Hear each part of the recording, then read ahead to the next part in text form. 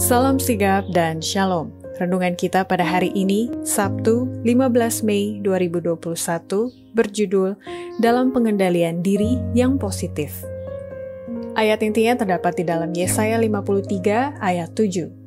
Dia dianiaya, tetapi dia membiarkan diri ditindas dan tidak membuka mulutnya, seperti anak domba yang dibawa ke pembantaian. Seperti induk domba yang keluh di depan orang-orang yang menggunting bulunya, ia tidak membuka mulutnya. Pena Inspirasi menuliskan yang dimaksud dengan judul renungan kita pagi ini, dalam pengendalian diri yang positif, dan ini yang harus menjadi landasan patron kita berpijak dengan menuruti teladan yang sempurna itu adalah sebagai berikut. Pertama, seseorang dapat mengendalikan diri yang positif bila mana orang itu mendisiplin potensi pikirannya. Mendisiplin diri sendiri harus dipraktikkan. Pikiran biasa yang didisiplin dengan baik akan menyelesaikan pekerjaan lebih banyak dan lebih tinggi daripada pikiran yang dididik paling tinggi dan bakat-bakat besar tanpa pengendalian diri.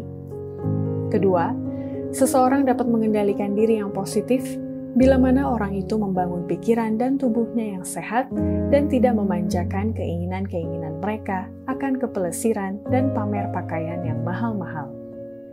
Jika anak-anak diajar mengorbankan kepentingan diri sendiri dan pengendalian diri, maka mereka akan jauh lebih berbahagia daripada jika mereka dibiarkan memanjakan keinginan-keinginan mereka akan kepelesiran dan pamer pakaian yang mahal-mahal.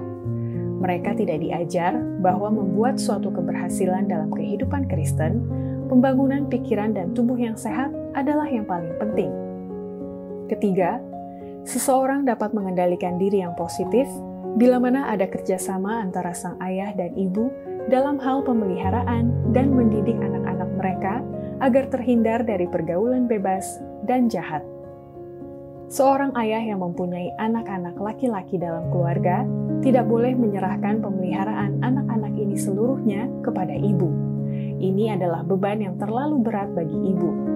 Ayah harus membuat dirinya teman dan sahabat mereka. Ia harus menghindarkan mereka dari pergaulan jahat. Mungkin sulit bagi ibu melaksanakan pengendalian diri. Jika suami melihat kelemahan istrinya membahayakan keselamatan anak-anak, maka ia harus mengambil lebih banyak beban kepada dirinya, melakukan sekuat tenaganya untuk menuntun anak-anak laki-laki ini kepada Allah.